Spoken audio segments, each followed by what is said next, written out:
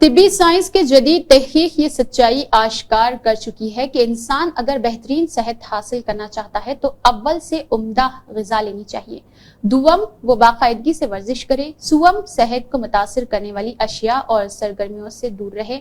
جو انسان ان تین عوامل پہ عمل کر لے، اس سے نہ صرف بہترین صحت حاصل ہوتی ہے بلکہ وہ طویل عمر بھی پاتا ہے۔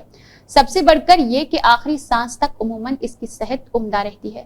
ماہرین کہتے ہیں کہ ورزش کے سبھی فوائد پانے کے لیے ضروری ہے کہ ورزش کو درست انداز میں کیا جانا چاہیے، تبھی ورزش کرشمہ دکھاتی ہے۔ صحیح طرح ورزش نہ کرنے سے انسان کو الٹا نقصان ہو جاتا ہے۔ مثال کے طور پر پہلے سمجھا یا اٹھک بیٹھک نامی سٹ اپ جاتا تھا۔ سٹ اپ ورزش بہترین ہے، مگر اب ڈاکٹر جانتے ہیں کہ اگر کمر کے نچلے حصے میں درد ہے اور اس عالم میں یہ ورزش کی جائے تو یہ تکلیف کا باعث بن سکتی ہے۔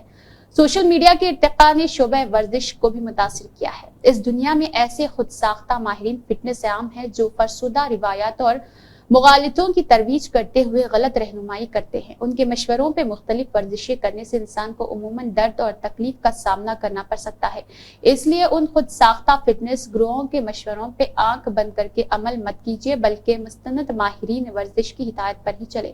ذیل میں ایسے مغالطے پیش ہے جو عوام میں غلط لحاظ سے مشہور ہو چکے ہیں۔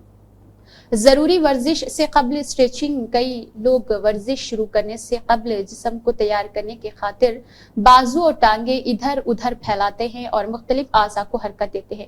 وجہ ہے یہ قدیم روایت ہے کہ اس طرح جسم ورزش کے لیے تیار ہو جاتا ہے، تاہم جدید ڈاکٹر کہتے ہیں کہ اسٹریچنگ کا یہ معمول اختیار نہ کیجیے۔ وجہ یہ ہے کہ خاص طور پہ کسی عضلے کو 90 سیکنڈ سے زیادہ عرصے اسٹریچ کیا جائے تو اس کی قوت گھٹ جاتی ہے۔ گویا ورزش کے ذریعے جن اعضاء کو تقویت پہنچانا مقصود ہے، اسٹریچنگ کا عمل ان کی قوت پہلے ہی گھٹا دیتا ہے۔ اس لیے ماہرین کہتے ہیں کہ ورزشوں سے قبل اسٹریچنگ نہ کیجیے اور اگر اسٹریچنگ سے لطف اندوز ہوتے ہیں تو طویل عرصے تک مت کیجیے۔ ورزش کے ماہرین مشورہ دیتے ہیں کہ ایکسرسائز سے قبل اسٹریچنگ کے بجائے وارم اپ ورزش کیجیے۔ ان ورزشوں کے ذریعے رگوں میں خون روانی سے دوڑنے لگتا ہے اور اعضاء بھی نرم سے چست اور چالاک ہو جاتے ہیں۔